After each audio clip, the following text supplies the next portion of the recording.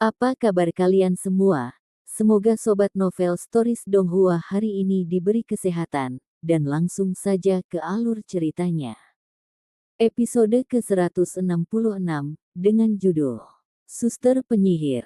Langsung ke dalam alurnya, Lin Ming menyingkirkan cincin spasial, dan menuangkan beberapa esensi sejati ke dalam flame essence-nya untuk mengkremasi Huo Gong. Namun pada saat ini, kilatan api menyala dari tangan Lin Ming. Lin Ming kaget. Oh, dia melihat bahwa nyala api telah berubah menjadi warna merah tua, dan ular api tampak seolah-olah itu adalah kelopak bunga teratai yang sedang mekar. Jelas, apinya telah mengambil beberapa karakteristik dari peradangan setan teratai merah. Bahkan dengan semburan api kecil, itu masih menciptakan gelombang panas bersiul yang membanjiri daerah itu seperti gelombang api yang melonjak. Lin Ming diaduk. Dia mengambil belati baja tajam dari cincin spasialnya dan melewatinya melalui api. Hanya dalam beberapa saat, ujung pisau itu benar-benar berubah menjadi merah karena melunak, dan akhirnya meleleh menjadi gumpalan baja cair. Lin Ming sangat gembira, api baru yang dia sulap berada pada level yang jauh lebih tinggi daripada api-api lava. Meskipun lava yang terbakar terasa panas, itu masih belum cukup untuk melelehkan baja. Lin Ming melambaikan tangannya dan gumpalan api jatuh ke tubuh Huo Gong. Dengan suara cici, mayat Huo Gong dengan cepat diselimuti oleh api merah tua ini. Karena api ini dengan mudah dapat melelehkan baja, pengaruhnya pada tubuh manusia dapat dibayangkan. Dalam sekejap, Huo Gong telah berubah menjadi abu, bahkan tanpa tulang yang tersisa. Lin Ming dengan santai mengguncang lengan bajunya, dan angin sejuk meniup abu. Mayat itu hilang tanpa jejak. Setelah semua ini, Lin Ming mulai mencari tombak pelangi penetrasi yang telah dia lempar. Tombak ini telah berada di sisi Lin Ming melalui tebal dan tipis. Meskipun dia tidak memiliki banyak kegunaan untuk itu akhir-akhir ini, dia masih tidak mau membuangnya begitu saja. Namun, untuk mencari tombak di hutan yang luas itu lebih mudah diucapkan daripada dilakukan. Untungnya, Lin Ming telah menggunakan tombak penetrating rainbow untuk beberapa waktu, dan esensi sejatinya telah berulang kali dituangkan ke dalamnya, jadi seharusnya masih ada jejak sisa dari esensi sejati di dalam tombak. Lin Ming mampu mengikuti jejak kecil dari esensi sejati ini. Akhirnya, di tengah tumpukan rumput liar, dia menemukan tombak pelangi penetrasi hampir seluruhnya terendam lumpur. Setelah mengambil kembali tombak pelangi penetrasi, Lin Ming mulai merumuskan rencana tentang bagaimana menangani Ouyang Dihua. Terlepas dari apakah itu kekuatan atau pengaruh, Ouyang Dihua memiliki keunggulan di semua bidang. Jika dia kembali ke 7 rumah bela diri yang mendalam seperti ini, dia akan dengan mudah kalah, dan bahkan mungkin dibunuh oleh Ouyang Dihua. Kekuatan. Aku harus menggenggam lebih banyak kekuatan, dan kemudian kembali ke 7 rumah bela diri yang mendalam untuk membalas dendam atas apa yang terjadi pada hari ini. Petik 2. Lin Ming hanya memutuskan untuk tinggal di Wilderness Selatan. Ini adalah tanah yang bagus untuk mendapatkan pengalaman dan tumbuh. Hutan belantara selatan memiliki panjang 100.000 mil dan lebar 100.000 mil. Itu terletak di barat daya kerajaan Sky Fortune. Tanah di sini tidak berada dalam lingkup pengaruh 7 lembah mendalam. Tidak ada negara di Wilderness Selatan. Sebaliknya, ada suku individu yang tersebar di sekitar. Orang daratan menyebut suku-suku ini sebagai kelompok barbar, dan mengira bahwa mereka tidak memiliki etika dan memakan burung dan hewan mentah. Memang benar mereka memiliki prinsip moral yang berbeda, namun, tidak benar bahwa mereka memakan burung dan hewan mentah. Orang-orang di Southern Wilderness sering menikah dengan kerabat dekat. Bagi mereka yang tinggal di daratan, ini adalah penghinaan yang keterlaluan dan penghinaan terhadap perasaan mereka. Gadis-gadis dari Wilderness Selatan sangat berani dalam memilih pakaian. Mereka seringkali hanya memakai kulit binatang atau linen tipis untuk menutupi bagian paling vital mereka. Dengan pakaian sederhana seperti itu, tidak banyak yang disembunyikan, dan seringkali menyebabkan mereka yang menonton jatuh ke dalam lamunan. Gadis-gadis di Wilderness Selatan adalah warna gandum yang sehat. Mereka kebanyakan tinggi dan ramping, dengan kaki yang ramping dan bugar.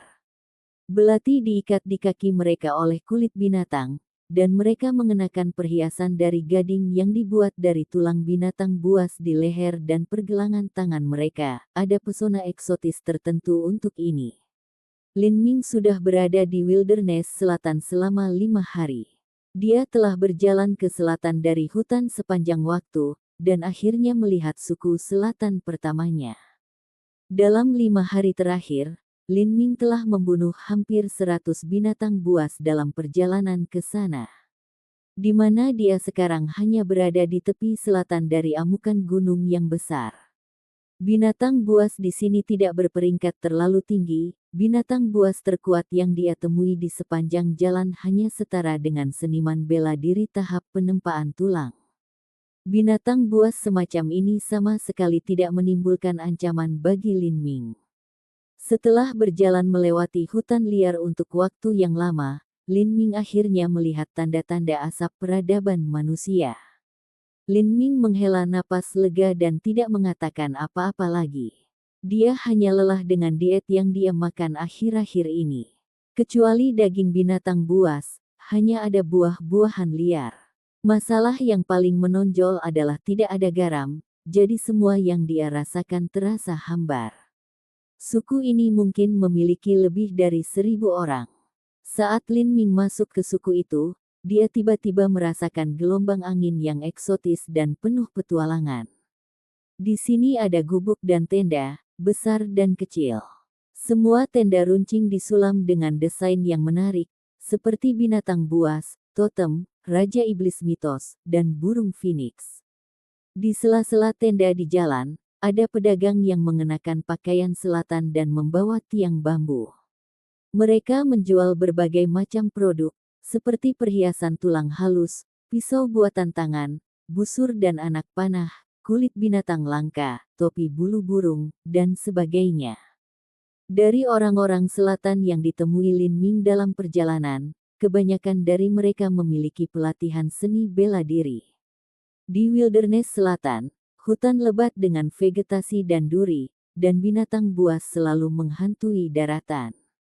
Orang-orang di gurun selatan sering harus bertarung dengan ketukan yang ganas, dan secara bertahap, seiring waktu, hal ini menyebabkan kekuatan fisik dan bakat budidaya seni bela diri orang-orang selatan umumnya lebih baik daripada yang ada di daratan. Saat Lin Ming mencari penjual untuk membeli beberapa kaleng garam, dia melihat seorang gadis muda kurus, sekitar 16 atau 17 tahun dengan wajah tersenyum berseri-seri seperti bunga yang memanggilnya. Dia menunjuk dirinya sendiri, dan kemudian menunjuk ke dalam tendanya. Lin Ming tertegun sejenak sebelum dia kembali ke dunia nyata. Kebiasaan sosial di Southern Wilderness sangat terbuka dan longgar. Mengenai pernikahan, selain orang penting dari klan dan suku, itu sama sekali tidak ditetapkan untuk orang biasa. Mereka sering menerapkan semacam perkawinan berjalan, masyarakat sistem matriarkal. Ketika seorang pria dan wanita bertemu dalam situasi di mana mereka tertarik satu sama lain, maka pria akan menghabiskan malam yang menyenangkan di tempat tidur wanita, dan kemudian dia akan pergi saat fajar keesokan harinya. Jika ada anak, maka keluarga mempelai wanita akan membesarkannya. Ini adalah pertama kalinya Lin Ming menemukan hal seperti itu.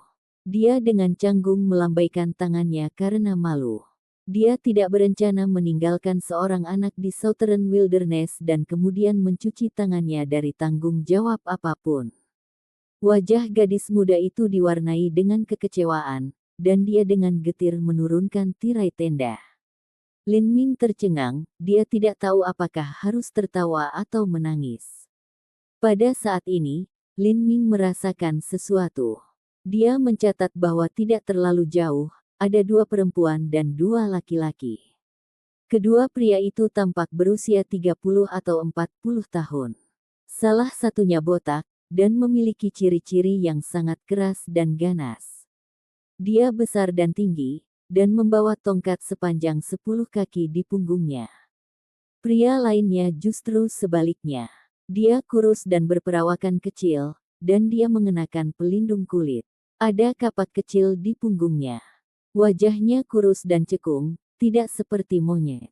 Apa yang menyebabkan Lin Ming terkejut adalah bahwa kedua pria sederhana ini memiliki kultivasi yang mengesankan di puncak tahap penempaan tulang.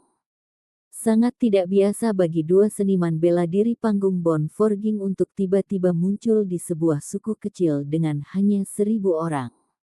Tatapan Lin Ming beralih ke kedua gadis itu.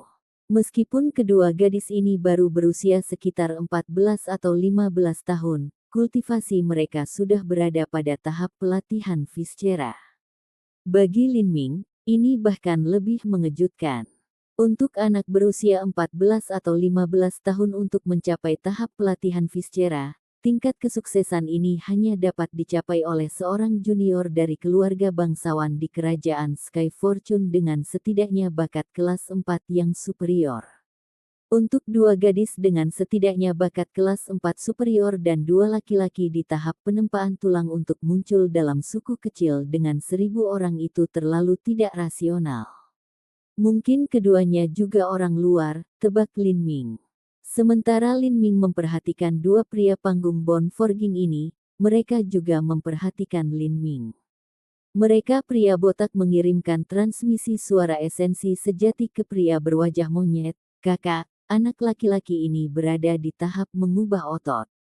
Dia memenuhi persyaratan kami. Petik 2. Pria berwajah monyet itu mengangguk dan menjawab dengan transmisi suara esensi sejati, betapa beruntungnya. Sepertinya bocah ini juga baru berusia 15 atau 16 tahun. Dengan kultivasi seperti itu di usianya yang masih muda, dia mungkin adalah putra dari beberapa keluarga bangsawan besar. Anak laki-laki kecil ini tidak berpengalaman dan sombong, akan mudah membuatnya menelan umpan. Petik 2. Hehe, aku akan naik dan meneleponnya. Setelah masalah selesai, kami akan membunuhnya. Pasti ada banyak hal baik di tubuhnya. Setelah kita mencuri semuanya, maka kita bersaudara akan mendapatkan semua keuntungannya. Petik 2. Tunggu sampai dia keluar dari sini sebelum kita bicara dengannya. Jika kita dilihat oleh orang lain maka itu akan berdampak buruk. Anak laki-laki ini pasti memiliki latar belakang yang kuat. Jika kita ditemukan oleh mereka maka itu akan menjadi akhir bagi kita. Petik 2. Baik, aku tahu. Pria botak itu menjilat bibirnya, sedikit tidak sabar. Pria berwajah monyet itu pun menjilat pangkuannya. Dia menoleh kedua gadis di belakang mereka. Berbicara kepada gadis yang lebih tua di depan, dia tersenyum dan berkata, Nona Nai, kita akan beristirahat malam ini di suku ini. Saya harus merepotkan Anda untuk membimbing kami lagi besok. Yakinlah, selama kita menemukan tanah suci bertuah, aku akan membebaskanmu dan adik perempuanmu. Tentu saja, jika kamu berencana mempermainkan kami, maka, haha, jangan salahkan kami karena bersikap kasar. Anda mungkin atau mungkin tidak tahu, tapi sepasang saudara perempuan penyihir akan dijual dengan harga yang sangat tinggi di negara Huoluo. Petik 2. Pria berwajah monyet itu tersenyum menyimpang, dan gadis muda bernama Nai hanya bisa menatapnya. Matanya dingin seperti lapisan ke-9 dari jurang, dan wajah adik perempuannya Nasui memutih. Jika hanya Nai, maka dia tidak akan takut untuk bertarung sampai mati. Namun, sekarang dia memiliki adik perempuannya, jadi dia tidak punya jalan lain selain tunduk pada kedua pria jahat ini. Dari dua gadis ini, salah satunya adalah kakak perempuan, Nai, yang berusia 15 tahun. Adik perempuan itu bernama Nasui, dan berusia 14 tahun. Kedua gadis ini awalnya adalah penyihir suku di Gurun Selatan. Kebanyakan suku selatan adalah masyarakat matriarkal.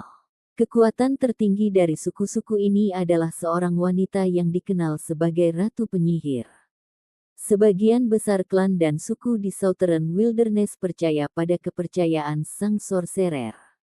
Ratu Penyihir dianggap sebagai utusan dari Sang Penyihir, dan dengan demikian juga merupakan pemimpin suku terbesar.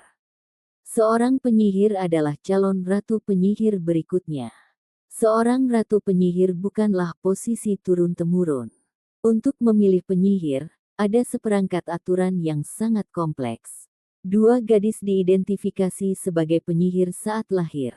Jika tidak ada kecelakaan yang terjadi, maka mereka akan masuk ke dalam Sorcerer Holy Land ketika mereka berusia 16 tahun dan mewarisi warisan suci dari kekuatan misterius Sorcerer.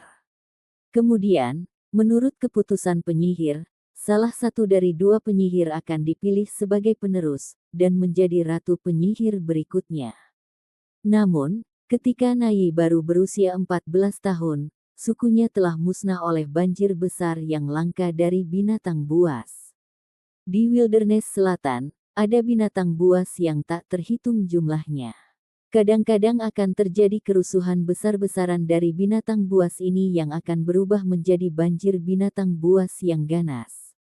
Dalam bencana banjir skala besar, mungkin ada puluhan juta binatang buas. Itu cukup untuk sepenuhnya memusnahkan suku yang bahkan memiliki jutaan orang kuat. Setelah suku Na dihancurkan oleh banjir binatang, tidak ada yang tersisa dari suku tersebut, dan bahkan tidak 10% yang selamat. Pada saat itu, suku Fireworm di dekatnya telah memanfaatkan fakta bahwa mereka dihancurkan untuk melancarkan serangan. Suku Fireworm percaya pada Samanisme, jadi mereka memiliki kepercayaan suku yang berbeda. Tidak hanya itu, mereka juga memiliki banyak konflik kepentingan, dan selalu terjadi gesekan di antara keduanya. Karena banjir binatang telah melemahkan suku Na, mereka tidak dapat menahan kemajuan suku cacing api. Akibatnya, suku Na mengalami genosida lengkap. Namun, 2 saudara perempuan Nayi dan Nasui adalah harapan suku Na. Sebelum pecahnya perang, mereka sudah dikirim. Tapi mereka telah meninggalkan serigala hanya untuk memasuki sarang harimau. Kedua saudara perempuan itu telah diculik oleh lelaki botak dan lelaki berwajah monyet. Tujuan mereka sederhana. Itu adalah tanah suci Sorcerer suku Na.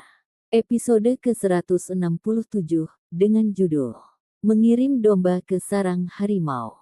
Langsung ke dalam alurnya. Tanah suci penyihir suku Na adalah tanah suci yang hanya diketahui oleh Ratu Penyihir saat ini dan penerusnya. Tanah ini adalah warisan terakhir suku tersebut, di dalamnya terdapat kekuatan misterius dari Sorcerer. Orang asing sama sekali tidak diizinkan masuk, jika tidak itu akan menodai tanah penyihir dan menghujat namanya. Meski sukunya telah musnah, Nayi lebih baik mati demi mempertahankan kejayaan rakyatnya yang telah lama hilang. Tapi sekarang, adik perempuannya telah jatuh ke tangan 2 binatang ini, dan memikirkan nasib tragis menyedihkan yang akan menimpa adik perempuannya itu seperti pisau mendesis yang menusuk hati Nayi. Dia tidak bisa berbuat apa-apa tetapi berulang kali menunda komprominya untuk melindunginya. Pria berwajah monyet itu telah mengetahui bahwa Nayi sengaja menunda, jadi dia telah memberinya peringatan sebelumnya.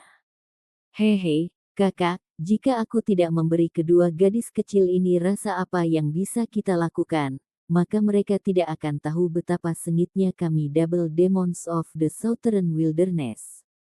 Malam ini, saya akan membawa gadis yang lebih muda ke sebuah ruangan untuk berlatih dengan baik, dan menunjukkan kepadanya apa artinya menjadi seorang wanita. Saat pria botak itu mengatakan ini, dia melirik Nasui dengan senyum cabul.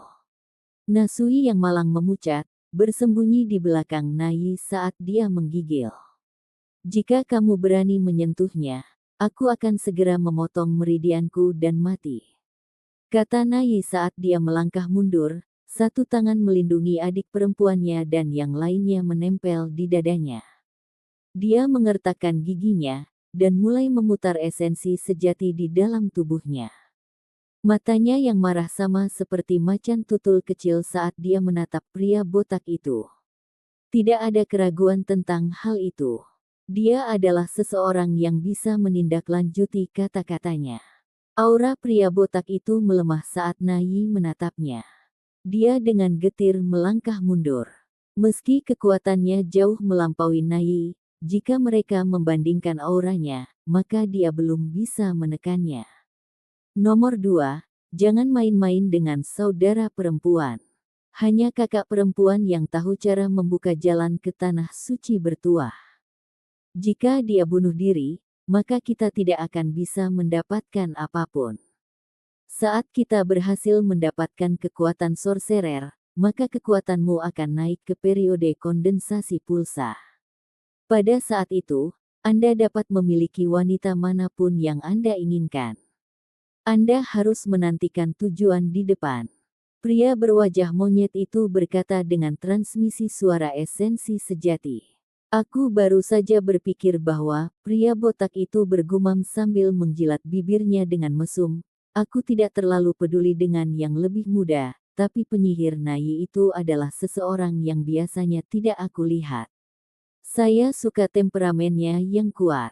Jika saya bisa membawanya ke tempat tidur, maka dia pasti penuh rasa. Petik 2. Di malam hari, Lin Ming menghabiskan malam di sebuah penginapan di dalam suku kecil.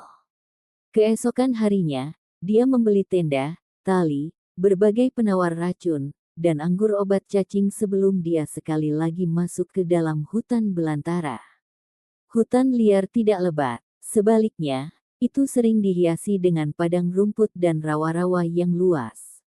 Lin Ming meninggalkan suku itu dan berjalan sekitar 1/4 jam. Lambat laun, lingkungan sekitarnya menjadi semakin sunyi. Tiba-tiba, dia mendengar suara samar tapak kaki di belakangnya. Setelah beberapa waktu, 4 orang dengan kuda gunung merah tua menunggang di depan mata Lin Ming. Mereka adalah 2 pria dan 2 gadis muda yang dia lihat kemarin. 4 orang ini mungkin sengaja mengikutiku. Lin Ming memiliki persepsi yang sangat kuat. Ketika dia membeli barang-barang di jalan, dia memperhatikan bahwa dia 2 pria bersembunyi di penginapan, dan kadang-kadang mengintip untuk mengamatinya. Saat mereka menyusul Lin Ming, kedua pria itu memerintah di atas kuda mereka, dan dengan tulus tertawa saat mereka turun. Pria lilin berwajah monyet dengan hangat bertanya, "Adik, apakah kamu keluar untuk bertualang?" Lin Ming menangkupkan kedua tangannya untuk menyapa dan berkata, "Ya, saya mendengar bahwa Southern Wilderness memiliki kekayaan harta terpendam yang kaya, jadi saya datang ke sini untuk menguji keberuntungan saya sendiri. Saya ingin melihat apakah saya bisa mendapatkan rumput obat yang bisa saya gunakan untuk ramuan, sambil mendapatkan pengalaman." Petik 2. Pria botak itu tertawa ketika mendengar ini dan kemudian menggeram, "Adik, kamu datang ke tempat yang tepat. Hutan belantara selatan sangat luas. Ada burung dan hewan langka yang tak terhitung jumlahnya di sini, dan materi serta harta karun yang tak terhitung jumlahnya. Ah, bagaimanapun, ada juga banyak bahaya, dan medannya rumit, sangat mudah tersesat di sini. Adikku, jika ini pertama kalinya kamu datang ke Southern Wilderness, lalu bagaimana kalau bepergian dengan kami? Kami sangat akrab dengan daerah sekitarnya, dan kekuatan kami juga lumayan. Bagaimana dengan itu?" Petik 2. Saat kedua pria itu berbicara, Lin Ming memperhatikan bahwa gadis kecil di belakang pria itu dengan cemas menggigit bibirnya. Dia menatapnya dengan mata lebar, dan sepertinya ada sedikit kesusahan, kebingungan, dan ketakutan di dalamnya. Pikiran Lin Ming bergerak. Sepertinya gadis kecil ini ingin mengatakan sesuatu, tetapi dia tidak bisa mengatakannya. Apakah karena dia takut pada kedua pria ini? Sepertinya hubungan antara 2 gadis dan 2 pria ini tidak bersahabat. Saat Lin Ming memikirkan ini, dia diam-diam memindai kedua pria itu. Kedua pria ini memiliki udara yang sangat ganas di sekitar mereka. Mereka sepertinya sedang terburu-buru agar Lin Ming ikut dengan mereka. Motivasi mereka sangat mencurigakan. Jika tidak, mengapa dua seniman bela diri Bon Forging Puncak mencoba menarik seorang anak laki-laki yang hanya berada di tahap mengubah otot? Itu murni mencari masalah. Menarik. Apa yang diinginkan orang-orang ini? Untuk membunuhku dan mengambil milikku. Lin Ming mempertahankan ekspresi tenang. Dia tidak setuju atau menolak. Dengan kekuatannya saat ini, tidak akan menjadi masalah untuk hanya membunuh dua seniman bela diri Bon Forging Puncak ini, jadi dia tidak takut bahwa mereka mungkin memiliki rencana jahat yang ingin mereka tetapkan. Pria berwajah monyet melihat Lin Ming ragu-ragu dan buru-buru berkata, bukankah adik laki-laki ingin pergi jauh ke dalam Southern Wilderness untuk menjelajah? Ada tumbuhan yang berusia berabad-abad di sana, seperti ginseng, lingzi, dan tumbuhan lainnya. Kami bersaudara sedang melakukan perburuan harta karun di situs kuno, tetapi situs tersebut memiliki formasi susunan yang membutuhkan setidaknya 3 seniman bela diri yang budidayanya berada pada tahap mengubah otot atau lebih untuk membukanya. Jika Anda pergi bersama kami, maka ketika kami mendapatkan harta karun, kami akan memberikan 20% kepada Anda. Bagaimana dengan itu? Petik 2. Pria berwajah monyet itu dengan cepat memberikan setengah penjelasan ketika dia menemukan bahwa Lin Ming tampak curiga pada mereka. Tapi saat dia menghadapi pria berwajah monyet, Lin Ming sebenarnya sudah menggunakan transmisi suara esensi sejati untuk berbicara dengan dua gadis kecil di belakangnya. Dia bertanya, apakah kedua pria ini teman Anda? Melihat kedua gadis itu tidak menanggapi, Lin Ming menduga bahwa mereka tidak dapat membalas pesan melalui transmisi suara esensi sejati. Dia menanyakan pertanyaan yang berbeda. Jika ya, maka kedipkan satu mata. Jika tidak, maka kedipkan kedua mata. Petik 2. Saat Lin Ming mengatakan ini, gadis yang lebih tua tidak memiliki ekspresi apapun, tetapi yang tampak sedikit lebih kekanak-kanakan mengedipkan kedua matanya. Melihat ini, Lin Ming tiba-tiba menyadari situasinya. Kedua pria ini bukanlah orang baik. Apakah mereka menahanmu dengan paksa? Jika ya, maka kedipkan satu mata. Jika tidak, maka kedipkan dua mata. Gadis kecil itu mengedipkan sebelah matanya. Mereka benar-benar ditahan dengan paksa oleh kedua pria ini. Lin Ming berpikir bahwa semuanya akhirnya menjadi menarik.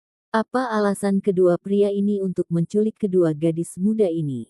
Apakah mereka berencana menjualnya kepada seniman bela diri untuk digunakan untuk beberapa alasan jahat? Benarkah mereka pergi ke suatu situs kuno untuk mencari harta karun? Kali ini gadis kecil itu langsung mengedipkan sebelah matanya. Sepertinya memang ada beberapa situs kuno. Dia mengatakan bahwa dia membutuhkan 3 seniman bela diri setidaknya pada tahap mengubah otot untuk membuka formasi susunan situs kuno itu. Apakah ini juga benar? Petik 2. Gadis kecil itu mengedipkan matanya lagi. Kali ini, gadis yang lebih tua memelototi yang lebih muda, dan gadis kecil itu tiba-tiba bersikap seolah-olah dia adalah seorang anak yang telah melakukan kesalahan, dan dengan malu-malu menundukkan kepalanya. Lin Ming agak bingung. Ada apa di antara keempat orang ini? Saat ini, suara seorang gadis terdengar di benaknya. Meskipun suara ini masih muda, itu sangat menakutkan. Jika kamu tidak ingin mati maka cepatlah pergi. Jika Anda pergi sekarang maka mungkin belum terlambat. Petik 2. Lin Ming memandang gadis yang lebih tua dengan ketidakpercayaan. Luar biasa. Dia jelas bisa menggunakan transmisi suara esensi sejati, jadi mengapa dia tidak berbicara dengannya sebelumnya? Dia tidak mengira bahwa gadis yang tampak tidak berbahaya ini akan mengucapkan beberapa kata dengan nada sedingin es saat pertama kali dia membuka mulutnya. Pada saat ini, Kedua pria itu tiba-tiba menyadari bahwa Lin Ming sedang berbicara dengan Nayi melalui transmisi suara esensi sejati. Pria berwajah monyet itu tersenyum licik. Dengan setengah langkah, dia dan pria botak itu telah mengambil posisi seperti penjepit di sekitar Lin Ming, dan telah menutup jalannya. Dia masih bertanya dengan sikap setuju, "Adik, bagaimana? Apakah kamu ingin pergi bersama kami?" Pria botak itu juga tersenyum dan berkata, "Adik, kamu harus serius mempertimbangkan ini, kalau tidak kamu akan menyesal." Meskipun kedua pria ini tersenyum, ekspresi palsu mereka mengandung sedikit maksud membunuh. Mereka tidak pernah menganggap Lin Ming sebagai ancaman dalam pikiran mereka. Bagi mereka, dia hanyalah seorang anak kecil di tahap altering muscle, sementara mereka adalah dua seniman bela diri Bon Forging. Untuk menghadapinya akan menjadi tugas yang sederhana. Namun, kedua pria ini tidak tahu bahwa Lin Ming juga memiliki rencana serupa. Dengan Thunderfire Annihilation, dia bisa membunuh seorang seniman bela diri Pulse Condensation, dan kedua pria ini hanya berada di tahap puncak Bon Forging. Dia bahkan mungkin tidak perlu menggunakan Thunderfire Annihilation untuk membunuh mereka. Yang dia minati adalah situs kuno itu. Jika dia membunuh dua orang ini sekarang, maka dia tidak akan punya siapa-siapa untuk membawanya ke sana. Mendengarkan keduanya, tampaknya memang benar bahwa perlu ada 3 seniman bela diri setidaknya di tahap altering muscle yang bekerja bersama. Jika dia melenyapkan keduanya, maka dia tidak akan punya metode untuk masuk. Lin Ming memutuskan untuk menggunakan rencana mereka sendiri untuk melawan mereka. Dia akan berpura-pura bahwa dia adalah junior kaya yang tidak berguna dari suatu keluarga besar yang belum pernah melihat dunia, dan kemudian membiarkan kedua pria ini mengendurkan kewaspadaan mereka. Jika kedua pria ini masih berani melakukan apapun setelah mereka mencapai situs kuno, maka Lin Ming tidak keberatan meminjamkan tangan mereka dan mengiring mereka dalam perjalanan ke neraka. Tentu saja, dia juga akan mengambil harta itu di sana saat dia berada di sana. Sekarang, transmisi suara esensi sejati yang terdengar sedingin es gadis itu bergema di benaknya lagi. "Aku memintamu untuk pergi tapi ternyata tidak, dan masih berbicara banyak omong kosong. Sekarang mereka curiga bahwa Anda mengetahui sesuatu. Sudah tidak mungkin bagi mereka untuk membiarkan Anda pergi. Anda hanya bisa berharap yang terbaik mulai saat ini." Petik 2. Setelah ini, gadis yang lebih tua tidak lagi berbicara. Wajah imut dan cantiknya telah menjadi sedingin es. Lin Ming menganggap ini cukup lucu. Dia tidak menyangkal apapun atau mengatakan akan melakukan apapun. Bahkan, dia siap melakukan perjalanan yang menyenangkan dengan kedua pria ini. Harta karun apa yang akan ada di ujung situs kuno ini? Apa faktor risikonya dan bahayanya apa? Lin Ming memiliki banyak keraguan, tetapi tampaknya gadis yang lebih tua itu tidak mau menjawabnya. Gadis kecil itu tampak lebih menyenangkan, tetapi dia hanya bisa berkedip. Jika dia menanyakan pertanyaan-pertanyaan ini, maka mustahil baginya untuk mendapatkan jawaban yang jelas hanya dari matanya yang berkedip. Berpikir ini, Lin Ming tiba-tiba bertingkah malu-malu, dan tersenyum penuh syukur saat dia berkata, "Dua kakak laki-laki sangat ramah. Ini benar-benar pertama kalinya saya datang ke Southern Wilderness, dan saya tidak terbiasa dengan tanah dan orang-orangnya. Selain itu, kultivasi saya tidak tinggi, dan jalan dikelilingi bahaya. Jika dua kakak laki-laki bersedia menerima saya, maka itu akan sangat bagus." Petik 2. Mendengar Lin Ming mengatakan ini, pria berwajah monyet itu sedikit terkejut. Apakah orang ini bodoh, atau hanya berpura-pura bodoh? Episode ke-168, dengan judul Memainkan Peran Orang Bodoh. Langsung ke dalam alurnya. Tidak masalah apakah dia benar-benar bodoh atau hanya bertingkah bodoh. Dia masih anak kecil di tahap altering muscle, tidak ada trik yang bisa dia mainkan. Aku harus menjaganya agar dia tidak memiliki kesempatan untuk menggunakan jimat transmisi suara. Setelah 1 hari melewati hutan liar, kita akan jauh melewati jangkauan jimat transmisi suara biasa. Ketika itu terjadi, dia tidak lebih dari sepotong daging. Aku akan memotongnya bagaimanapun aku ingin memotongnya. Pria berwajah monyet itu memikirkan hal ini dan berkata, "Adik, nama belakang saya Zhou. Orang ini di sini adalah saudaraku, tidak apa-apa jika Anda memanggilnya Baldi." Petik 2. Bagus. Nama belakangku Mo, aku dipanggil Molin. Lin Ming dengan santai mengutip nama acak. The Southern Wilderness sangat luas dan ada suku yang tak terhitung jumlahnya. Bahkan Ouyang Dihua akan kesulitan menemukannya bahkan jika dia tahu dia ada di sini. Namun, Lin Ming tidak ingin memprovokasi masalah yang tidak perlu. Adik kecil Mo, ayo pergi. Nona Nai, saya akan merepotkan Anda untuk menunggang kuda yang sama dengan adik perempuan Anda.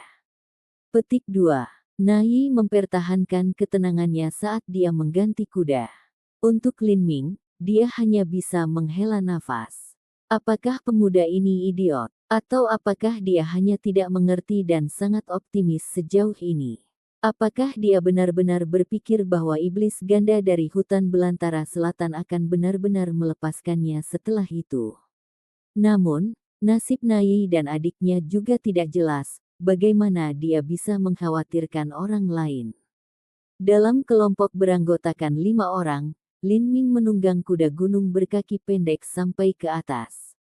Meskipun kuda itu lambat, ia memiliki daya tahan yang sangat baik, dan mampu melewati bukit dan tebing batu seperti tanah datar. Perlahan, tumbuhan di sekitarnya menjadi semakin subur dan bersemangat. Ketika dia pertama kali memasuki wilderness selatan, pepohonan jarang dan sebagian besar medannya adalah rawa-rawa dan padang rumput. Tapi sekarang, hutan itu begitu lebat bahkan sinar matahari pun tidak bisa mencapai tanah. Seluruh hutan gelap seperti senja, dan rumput setinggi manusia. Di rerumputan tinggi ini, sering ada ular sanca ganas yang mengintai. Jika seorang seniman bela diri dengan kultivasi yang tidak memadai masuk ke dalam, akan sangat mudah bagi mereka untuk dibunuh. Pria botak itu adalah barisan depan, memimpin jalan dengan pedangnya, wajah monyet berada di belakang, dan Lin Ming dan kedua saudara perempuannya dilindungi di tengah. Sebelum mereka menemukan tanah suci bertuah, keamanan ketiganya dengan kultivasi yang lebih rendah sangat penting. Adik, ulurkan tangan. Kita harus keluar dari rerumputan tinggi ini sebelum malam tiba, jika tidak maka akan sangat berbahaya. Dengan hanya saya yang memimpin, ini sangat lambat. Pria botak itu berkata kepada Lin Ming saat dia melambaikan pedangnya. Rerumputan semacam ini sangat lebat dan subur.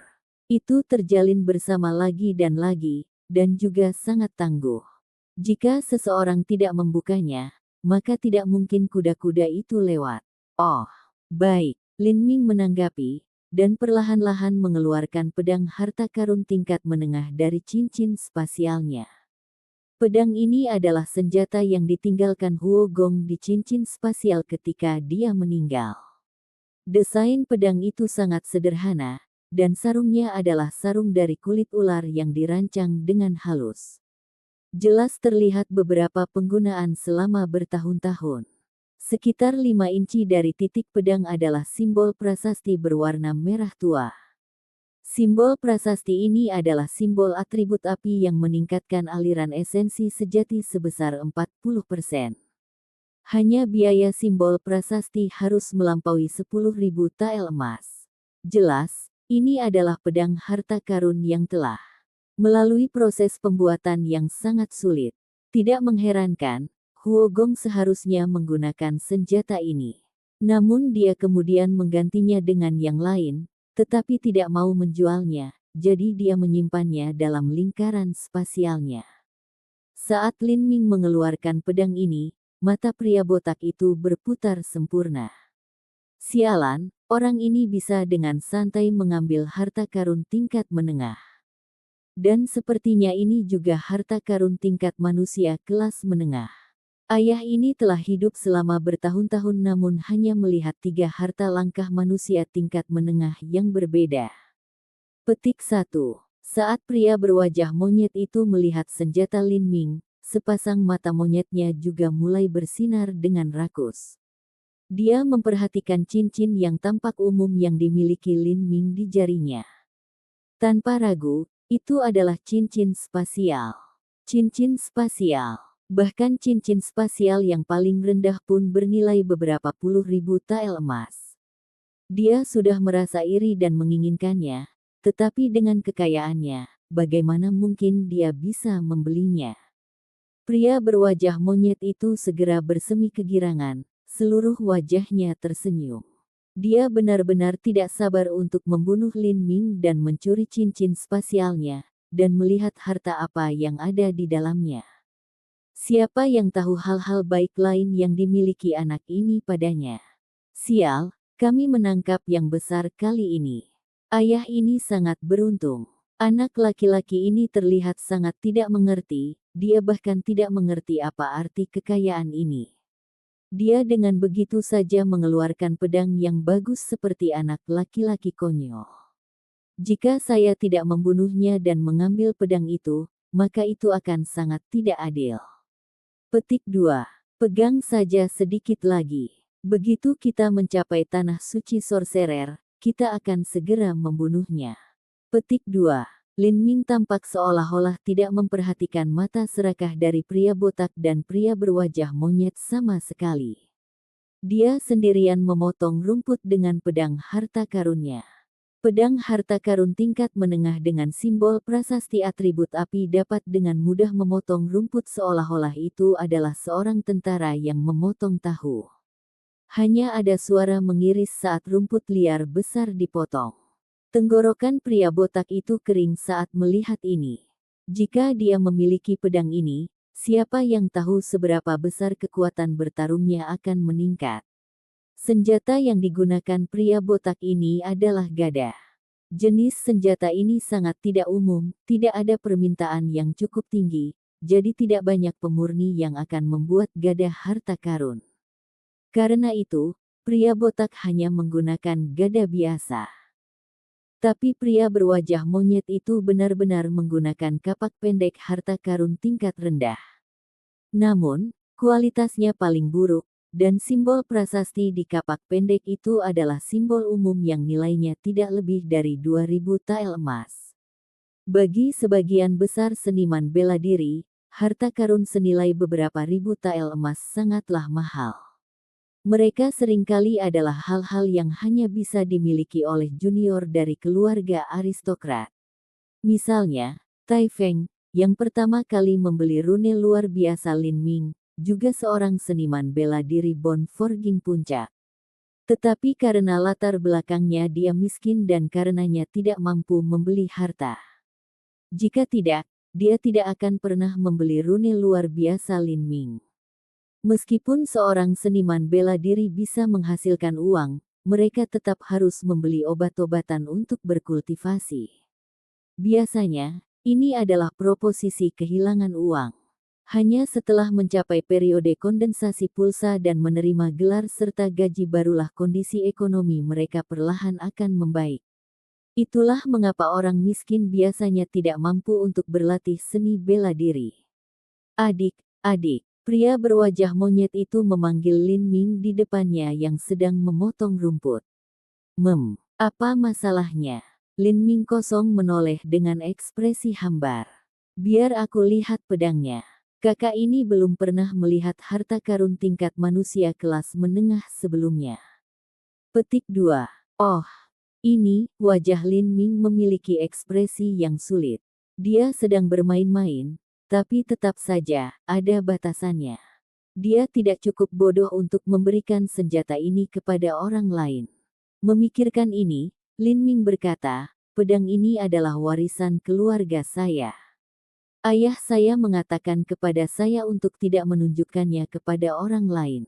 Tetap saja, saya memiliki beberapa pedang lain yang mungkin saya pinjamkan kepada Anda dua kakak laki-laki untuk dilihat. Petik 2. Saat Lin Ming mengatakan ini, dia perlahan-lahan mengeluarkan dua pedang harta karun dari cincin spasialnya. Ini adalah harta karun tingkat rendah. Kedua pedang ini adalah pedang baru yang dibuat oleh Huo Gong, dan mereka juga tidak memiliki simbol tulisan. Kedua pedang ini ramping. Pedang itu memiliki panjang 3 kaki dan lebar 1 inci. Punggungnya sempit dan gagangnya pendek. Itu adalah senjata yang dibuat untuk memanfaatkan kecepatan. Pedang yang bagus. Pria berwajah monyet dan mata pria botak mulai memerah karena keserakahan. Bocah kecil yang naif ini memiliki begitu banyak hal baik di tubuhnya. Dia dengan acuh tak acuh mengambil dua harta karun tingkat rendah. Petik 2. Bodoh sekali, aku belum pernah melihat orang sebodoh ini.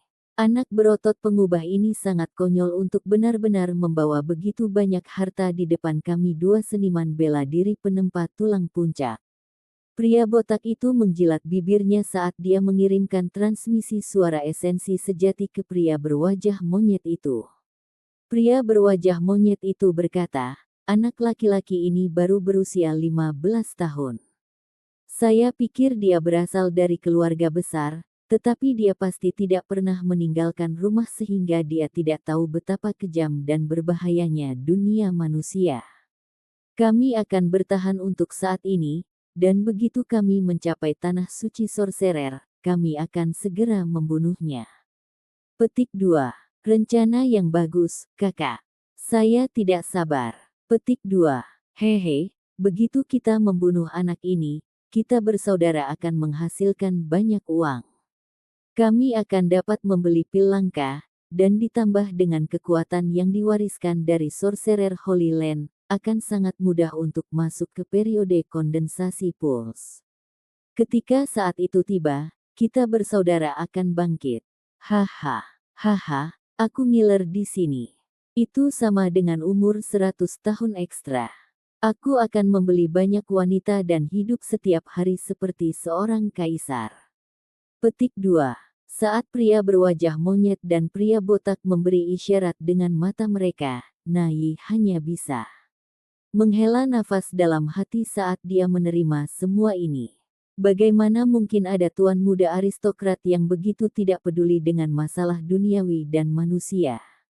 Bagaimana mungkin dia bisa bertahan cukup lama untuk datang ke sini? Pria berwajah monyet itu menoleh ke Lin Ming dan berkata, adik kecilmu, bisakah kamu meminjamkan kedua pedang ini kepada kami bersaudara? Anda tahu, ada banyak binatang buas di dalam hutan perbatasan yang subur ini. Semakin dalam kita pergi, semakin kita akan bertemu dengan binatang buas peringkat tinggi. Jika kekuatan kita tidak cukup, maka aku takut kita akan terluka saat melawan binatang buas, dan itu akan menempatkan kita pada posisi yang sangat berbahaya. Berpikir ini, Lin Ming berkata, dua kakak laki-laki sangat logis. Kalau begitu, aku akan meminjamkan kedua pedang ini kepada dua kakak laki-laki. Petik 2. Lin Ming mengatakan ini dan menyerahkan kedua pedang itu kepada orang-orang itu tanpa reservasi. Ketika si botak mengambil pedang di tangannya, dia harus berusaha untuk tidak menelannya. Ini adalah harta karun tingkat rendah, dan tidak hanya itu, tetapi tampaknya memiliki kualitas yang sangat tinggi. Hal bagus seperti itu dengan mudah didapatnya. Kenapa dia tidak pernah bertemu dengan orang bodoh seperti ini di masa lalu? Pria botak itu menimbang pedang di tangannya dan dengan santai mengambil beberapa ayunan. Satu-satunya masalah adalah pedang itu agak ringan, jadi canggung baginya. Sebenarnya, Lin Ming telah mengeluarkan dua pedang ini karena suatu alasan. Kedua pria ini menggunakan gada dan kapak, keduanya merupakan senjata berat. Tapi Lin Ming telah mengeluarkan dua pedang ramping. Pedang ini menggunakan kecepatan untuk menang. Bahkan jika dia memberikannya, keduanya tidak akan bisa menampilkan potensi penuh mereka. Meskipun Lin Ming tidak terlalu memikirkan kedua seniman bela diri ini, dia masih tidak ingin menimbulkan masalah bagi dirinya sendiri dengan meningkatkan kekuatan mereka. Bagaimanapun, Jika dua seniman bela diri Bon Forging puncak ini ingin melarikan diri darinya, Lin Ming paling banyak bisa memblokir satu.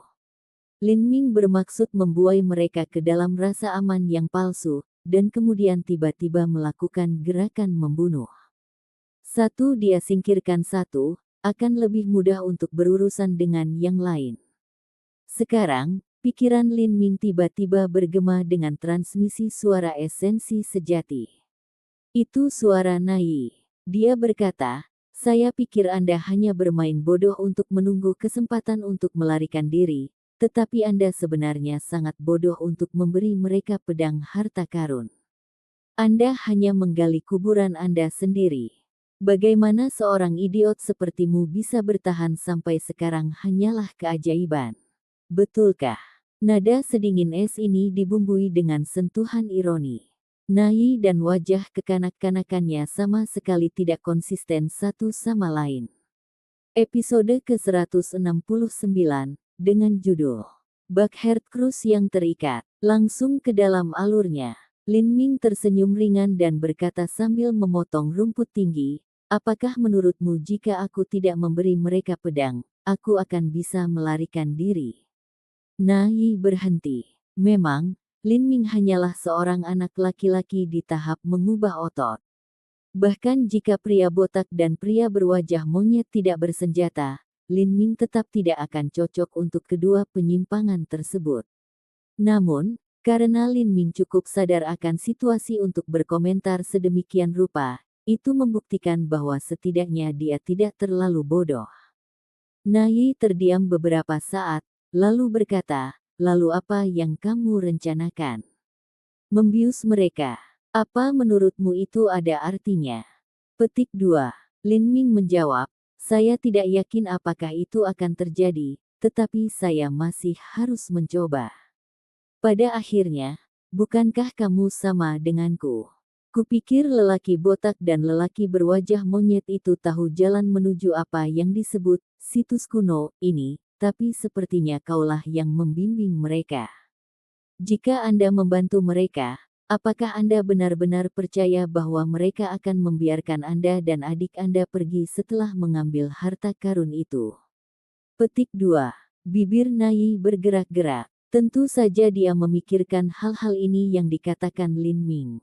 Dia dengan dingin menjawab, kamu tidak perlu khawatir tentang itu. Tentu saja saya khawatir.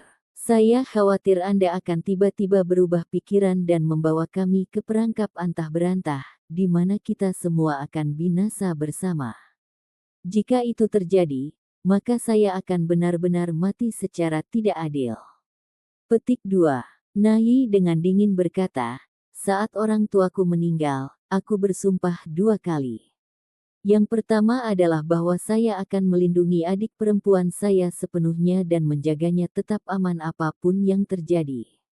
Jadi kamu tidak perlu khawatir, aku tidak akan membiarkan adikku mati. Petik 2. Nai selesai berbicara di sini, dan tidak lagi mengucapkan sepatah kata pun. 2 sumpah yang dia buat adalah rahasia hatinya. Dia tidak akan pernah membicarakannya dengan orang asing, tapi sekarang, di ambang kematian, bagaimana dia bisa melaksanakan 2 sumpah ini? Hati Lin Ming diaduk. Dia kembali menatap Nai dengan sedikit terkejut, dan melihat gadis yang tampak tidak bersalah itu diam-diam menoleh untuk menatap ke kejauhan. Tubuhnya belum berkembang sepenuhnya, dan bahkan saat menunggang kuda, garis pandangnya tepat di atas ujung rumput. Hanya dengan melihat penampilan mudanya, sulit untuk membayangkan kalau dia sudah membawa beban berat di pundaknya yang lembut. Karena dia telah membuat 2 sumpah, lalu apakah yang lain untuk membalaskan dendam orang tuanya? Lin Ming diam saat dia diam-diam memotong rumput. Pada saat ini, dia tiba-tiba merasakan hawa dingin di hatinya. Dia merasa bahwa beberapa puluh kaki jauhnya ada seekor ular raksasa. Tubuhnya yang berpola gelap dan bersisik itu setebal bak air, dan panjangnya lebih dari 50 kaki. Di gurun selatan, ular berbisa adalah jenis yang paling mematikan. Untuk orang sebesar itu menjadi sangat beracun, itu menyeramkan hanya dengan memikirkannya.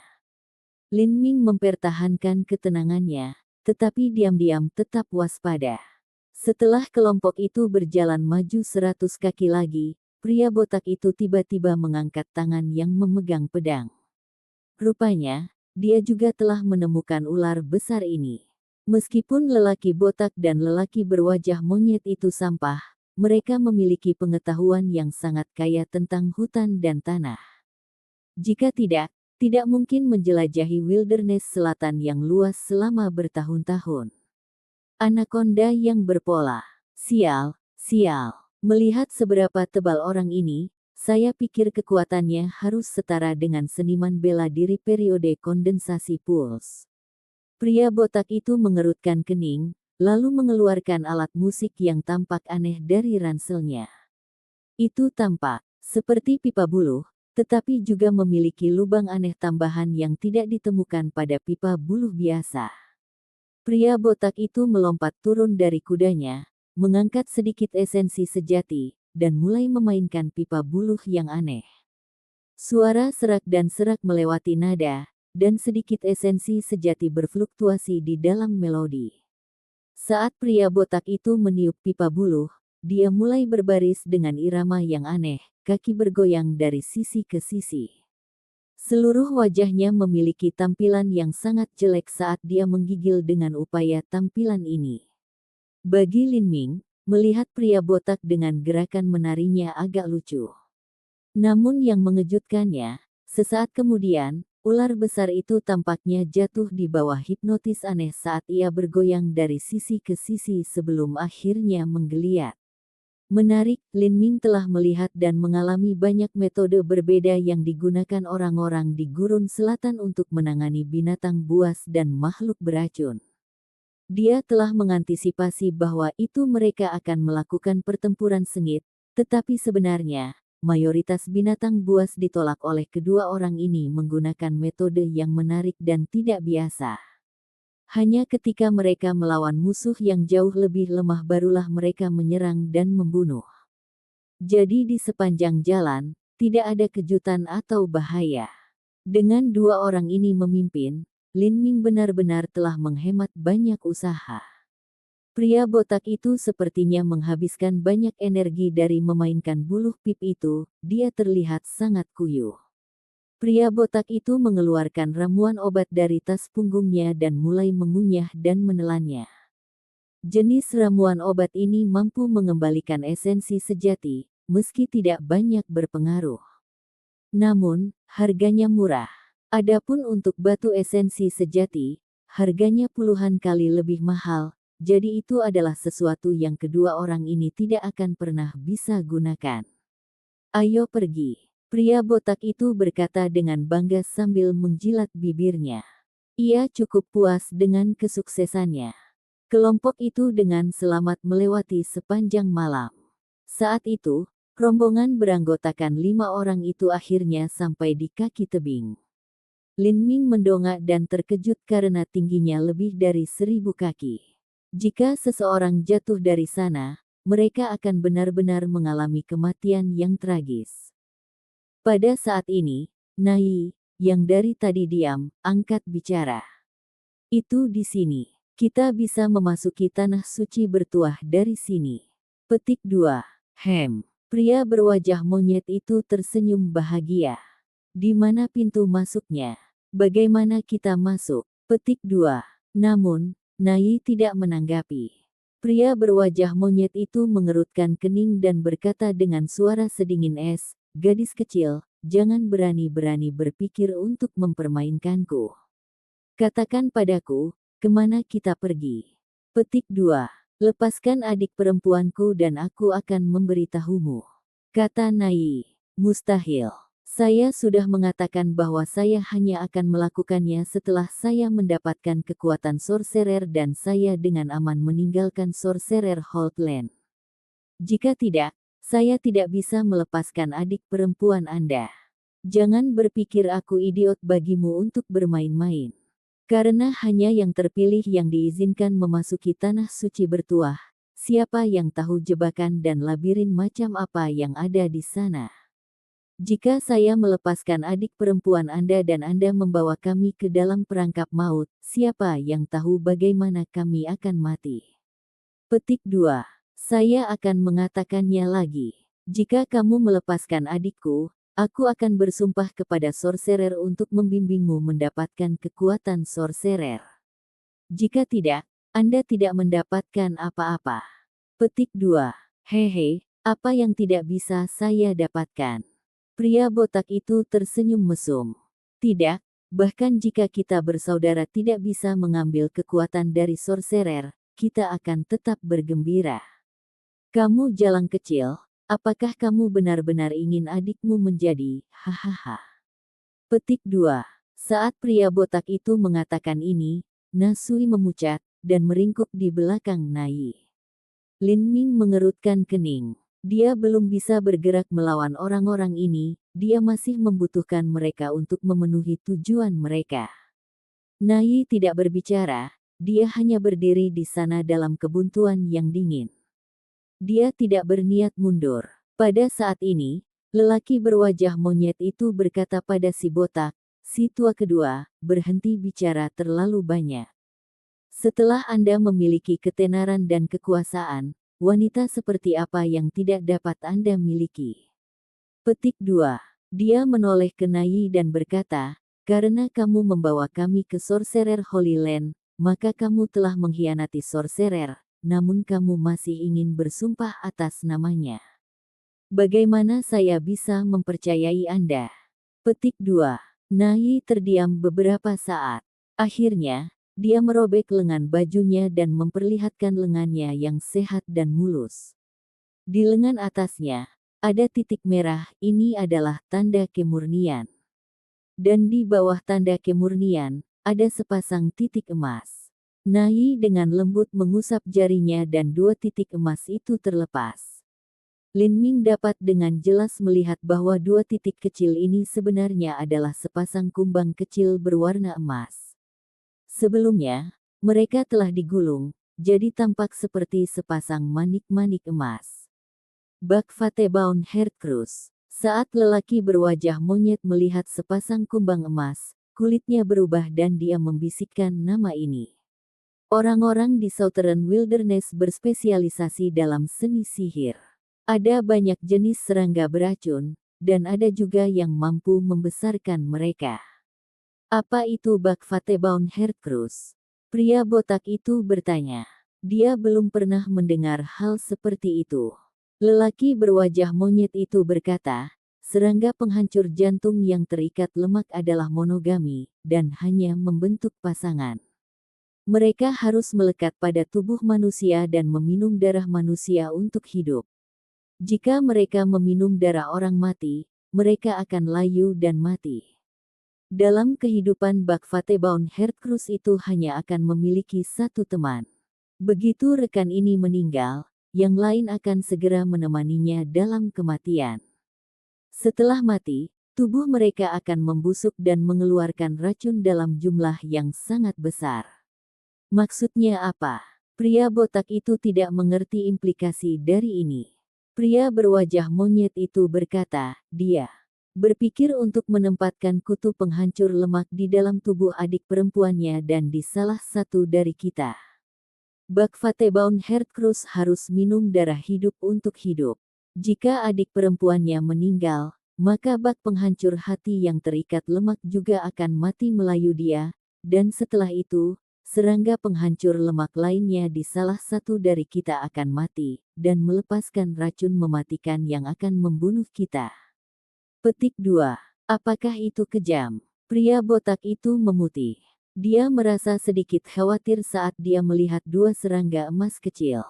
Nai berkata, manusia mungkin membuat janji, tapi pada akhirnya janji itu tidak bisa diprediksi.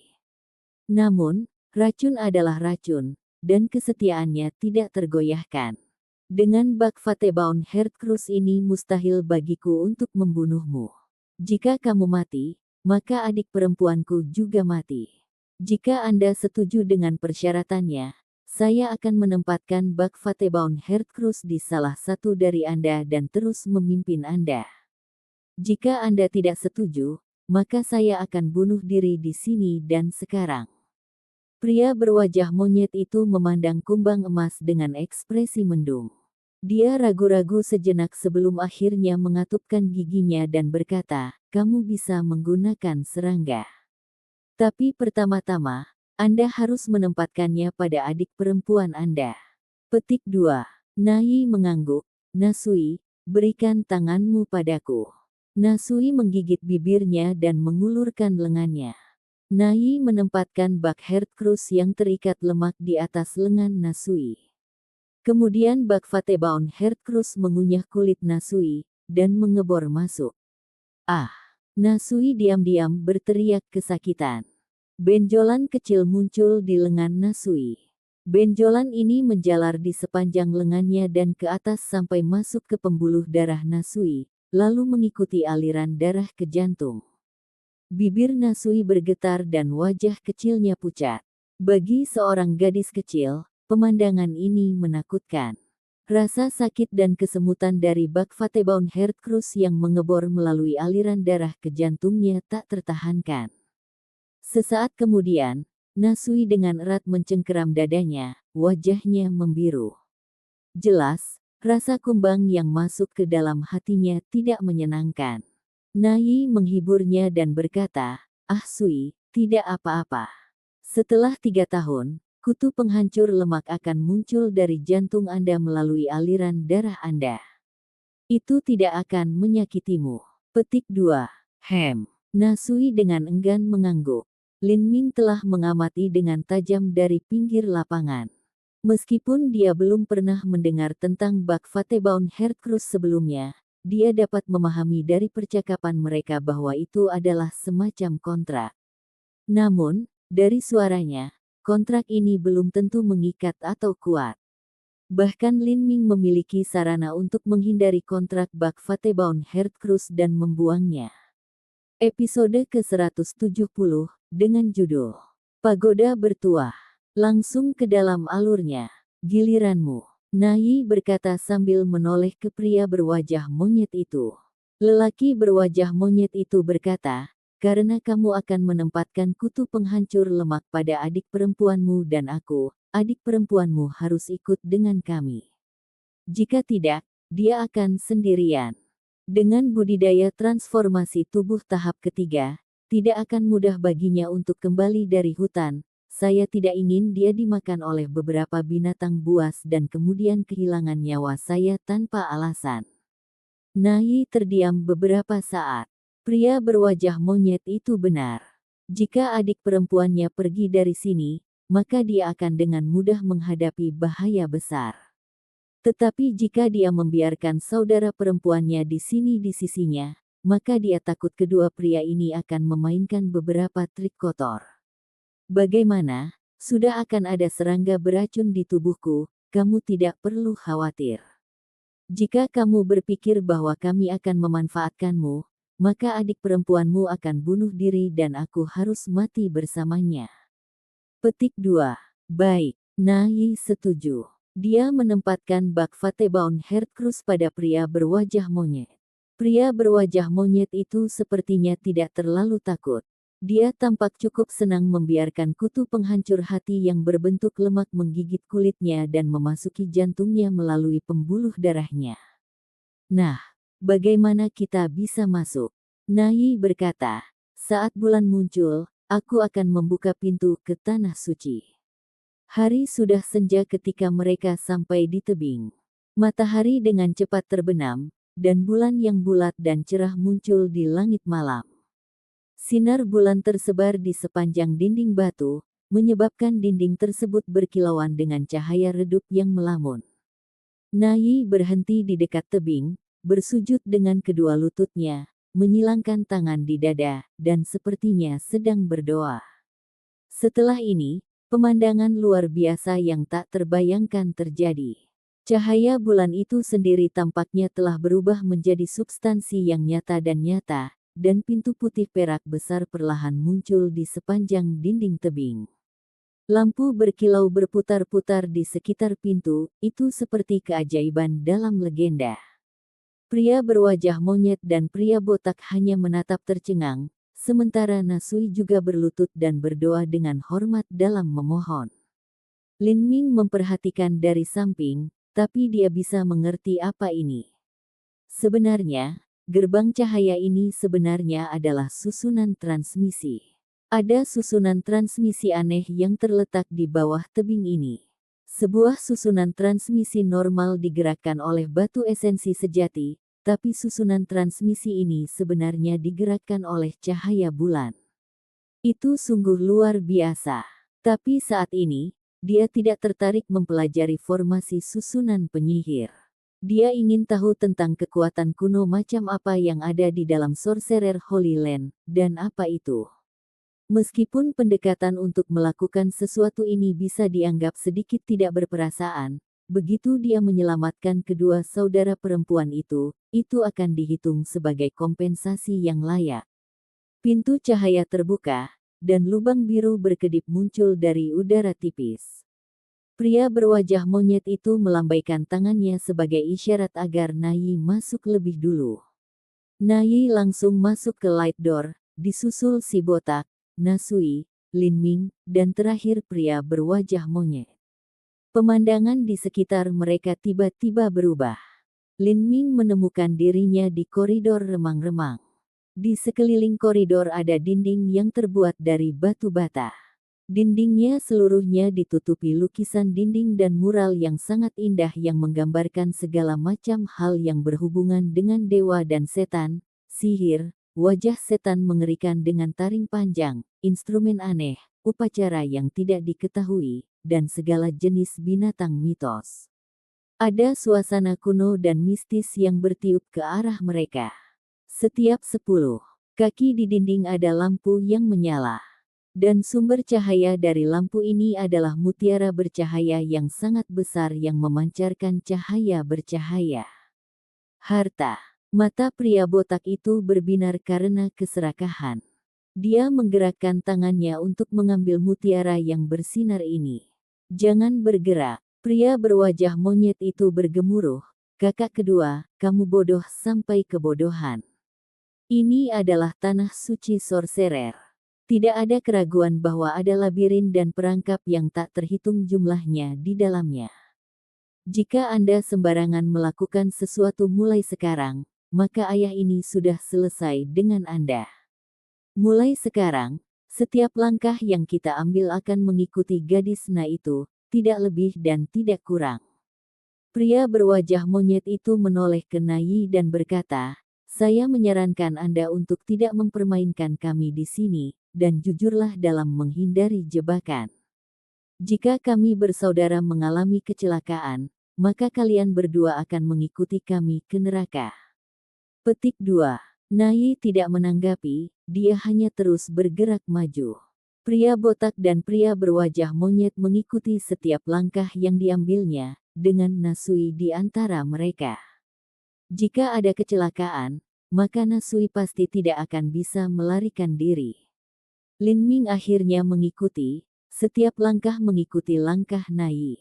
Pada saat yang sama dia juga mengirimkan kekuatan jiwanya, dengan hati-hati menyelidiki sekeliling untuk melihat apakah ada kemungkinan bahaya. Pria berwajah monyet itu melapisi sol sepatunya dengan getah pohon khusus. Getah pohon ini merupakan pewarna alami. Setiap kali dia melangkah, pewarna akan meninggalkan jejak yang terlihat. Setelah pewarna hilang, dia akan dengan sabar mengaplikasikannya kembali. Saat rombongan berjalan, pria berwajah monyet itu meninggalkan sederet jejak kaki. Melihat adegan ini, hati Lin Ming tergerak. Orang ini pergi jauh sehingga dia tahu dari mana asalnya. Dia benar-benar pria berusia 40 tahun yang berhasil bertahan hidup di wilderness selatan selama bertahun-tahun. Dia cukup berhati-hati dan teliti tentang tindakannya. Jika bukan karena usia dan kultivasi saya yang begitu menipu, maka pria berwajah monyet ini tidak akan dengan mudah membawa saya dan memutuskan bahwa saya adalah seseorang yang dapat dia kelola. Petik 2. Kultivasi Lin Ming 1,5 lebih rendah dari pria berwajah monyet, dan ada juga 2 di antaranya. Dalam benak manusia berwajah monyet, bahkan seorang jenius yang tangguh tidak punya pilihan selain mati. Saat mereka terus berjalan, mereka tidak menemui bahaya apapun. Koridor ini ternyata sangat panjang. Kelompok yang terdiri dari 5 orang telah melakukan perjalanan selama setengah jam sebelum gerbang batu yang tampak berat muncul di depan mereka. Gerbang batu itu setinggi 50 kaki dan tertutup rapat dalam tulisan Sanskerta yang tak terhitung jumlahnya. Di tengah semua teks ada gambar mata raksasa. Bentuk matanya sangat sederhana, tetapi untuk beberapa alasan yang tidak diketahui, melihat mata ini menyebabkan seseorang untuk sesaat merasa seolah-olah kehilangan cengkeramannya pada kenyataan, seolah-olah jiwa mereka ditelan oleh mata. Ketika ini terjadi, tulisan Sanskerta yang padat di sekitar tepinya akan tampak seperti cacing tanah yang tak terhitung jumlahnya yang menggeliat. Namun jika dilihat dengan cermat, tulisan-tulisan ini tidak bergerak. Perasaan ini sangat aneh. Itu juga sangat tidak nyaman. Pria botak itu menatap dengan mata lebar, seolah jiwanya telah dicuri. Dahi pria berwajah monyet itu dipenuhi keringat, dan dia buru-buru mengalihkan pandangannya. Nai berlutut di depan gerbang batu dan berdoa. Dia akhirnya berdiri dan berkata, "Inilah gerbangnya." Untuk membuka formasi susunannya, perlu ada 3 seniman bela diri setidaknya di tahap mengubah otot menuangkan esensi mereka yang sebenarnya ke dalamnya untuk mengaktifkannya. Petik 2. Formasi arainya ada di sana. Nai menunjuk. Tempat yang dia tunjuk adalah altar segitiga. Di tengah altar ada bulatan hitam, dan bulatan itu juga berbentuk seperti mata raksasa. Setelah pintu terbuka, kamu akan bisa masuk ke Pagoda Sorcerer. Pagoda bertuah memiliki 7 tingkat.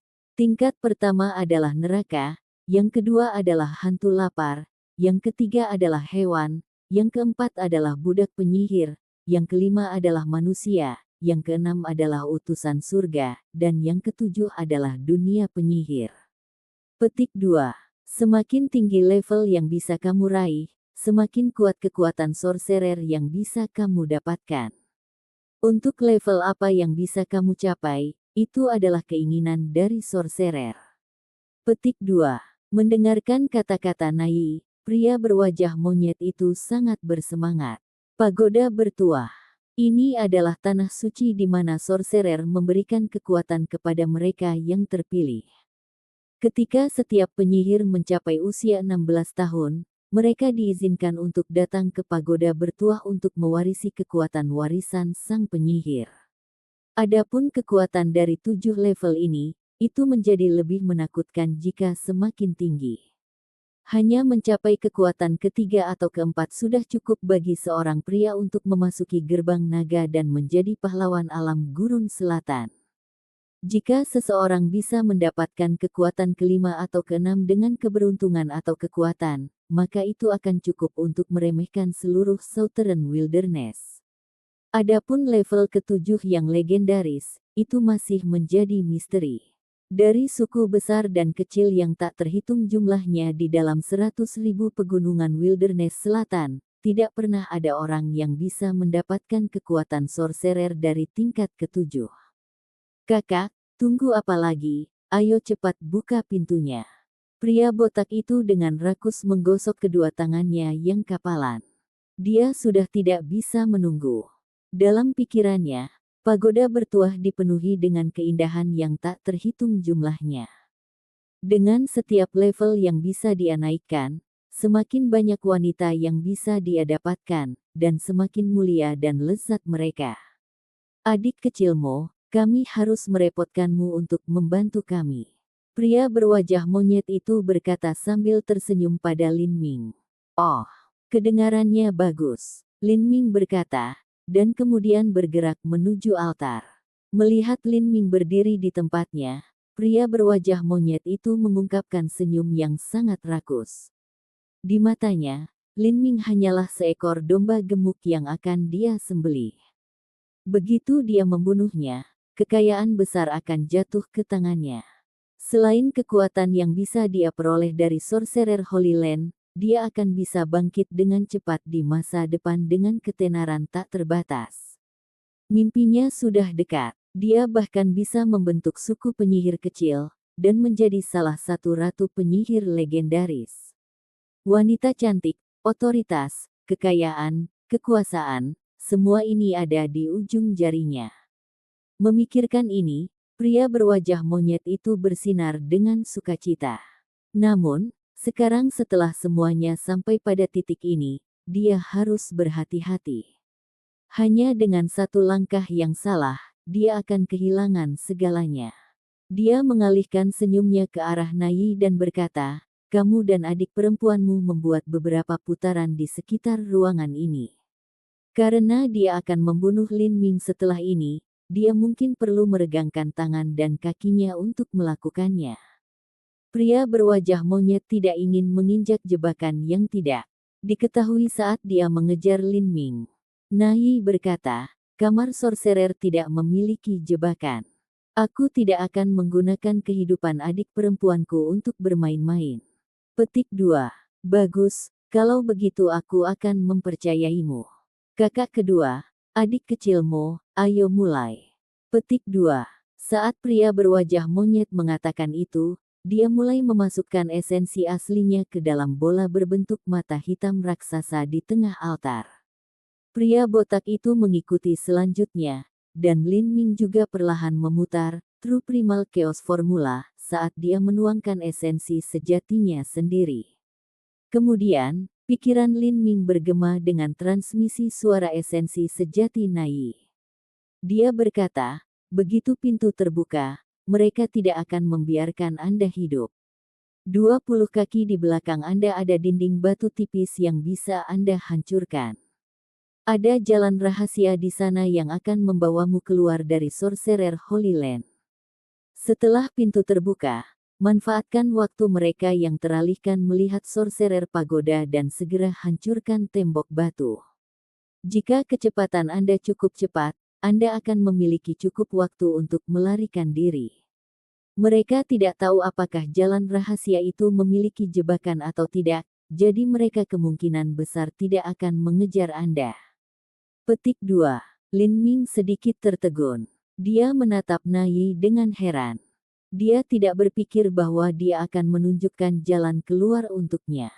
Nayi ini mungkin tampak cuek, tapi sebenarnya hatinya sangat baik dan baik hati. Jika dia tidak menyelamatkannya setelah datang ke Sorcerer Holy Land, maka dia akan benar-benar menjadi pria yang hina. Lin Ming berkata, "Terima kasih. Saya juga merasa bahwa Nona Nayi patut dikhawatirkan. Bahkan dengan bak Fatebound Heartcruise, mereka masih memiliki beberapa cara untuk menekannya. The Fatebound Heartcruise Big adalah kontrak yang bagus, namun, masih ada cara untuk menyiasatinya.